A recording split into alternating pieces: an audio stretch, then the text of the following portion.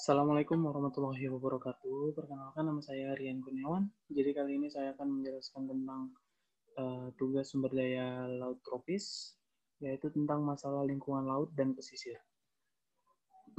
Masalah lingkungan laut dan pesisir secara grafis atau besar gejala kerusakan lingkungan yang mengancam kelestarian lingkungan pesisir dan laut di Indonesia, yaitu pencemaran, degradasi fisik habitat, overeksploitasi sumber daya alam, abrasi laut, konservasi hutan lindung menjadi bangunan dan juga dikarenakan bencana alam. Indonesia adalah negara yang memiliki garis pantai terpanjang kedua di dunia dan juga banyak sekali biota laut yang terdapat di Indonesia. Itu semua dikarenakan Indonesia adalah negara yang dikelilingi laut. Tetapi semua itu bisa saja terancam akan kelangkaannya diakibatkan oleh overnya pengambilan oleh orang yang tidak bertanggung jawab. Dan lagi, kurangnya perhatian masyarakat dan dalam menjaga lingkungan sekitarnya. Terutama yang menjadi fokus pembahasan kita yaitu pesisir dan laut. Hakikat laut dan pesisir. Laut adalah kumpulan air yang sangat luas di muka bumi yang menghubungkan benua ataupun pulau satu dengan benua ataupun pulau lainnya. Di sini ada laut dapat diklasifikasikan menurut karakteristiknya masing-masing. Menurut kedalamannya ialah sebagai berikut. Yang pertama itu ada zona litoral atau jalur pasang, yaitu bagian cekungan lautan yang terletak di antara daerah pasang dan surut. Yang kedua ada zona neritik, yaitu daerah laut yang kedalamannya kurang dari 200 meter atau laut dangkal. Yang ketiga adalah zona betial, yaitu yang kedalamannya antara 200 sampai 2000 meter. Yang keempat ada zona abisal, yaitu daerah laut yang kedalamannya melebihi dari 2000 meter. Kemudian laut menurut letaknya dibedakan menjadi yang pertama, laut kedalaman adalah laut yang terletak di tengah benua atau contohnya adalah Laut Kaspian, Laut Hitam, dan Laut Baltik. Yang kedua adalah laut tengah, adalah laut yang terletak di antara dua benua atau memisahkan dua benua. Contohnya Laut Mediterania yang menghubungkan benua Afrika dan benua Eropa. Yang ketiga, ada laut tepi, adalah laut yang terletak di tepi benua dan dipisahkan dari samudra yang luas oleh gugusan pulau. Contoh laut tepi antara lain yaitu Laut Cina Selatan dan Laut Jepang.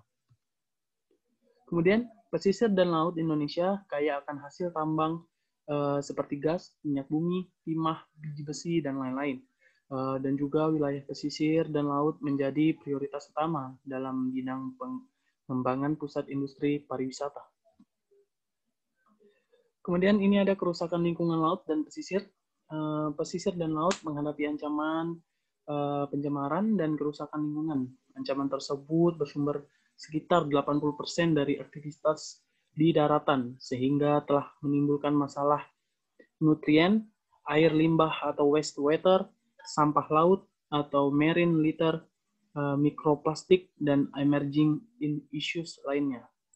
Di dalam pengelolaannya, wilayah pantai dan pesisir mengalami permasalahan. Yang ketiga atau yang C, yaitu pentingnya mengelola lingkungan laut dan pesisir. Laut bisa dijadikan sebagai mata pencarian untuk para masyarakat dan bisa menjadi sumber pendapatan pariwisata. Kemudian kita perlu menjaga kepastian laut dan meningkatkan sumber daya alam pesisir.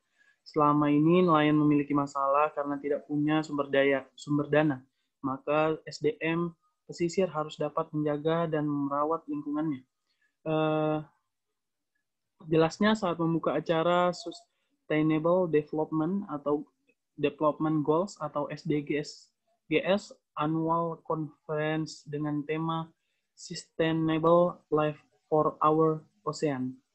Menjaga kelestarian laut perlu dilakukan mengingat 78% bagian wilayah Indonesia adalah perairan. Maka dari itu, SDM pesisir perlu menjaga potensi laut Indonesia. Ini yang D adalah penanggulangan kerusakan wilayah pesisir dan laut. Ini ada strategi pencegahan secara keseluruhan. Terdapat 2 strategi dasar pencegahan pencemaran lingkungan laut yang berasal dari daratan atau land-based maupun dari lautan atau sea-based. Kemudian ini ada analisis dampak lingkungan atau environmental impact assessment, dan kedua ada kajian bahan kimia berbahaya atau chemical hazard assessment. Oke, ini ada strategi pengendalian. Yang pertama itu pengendalian emisi atau sumber pencemaran atau emission sources control.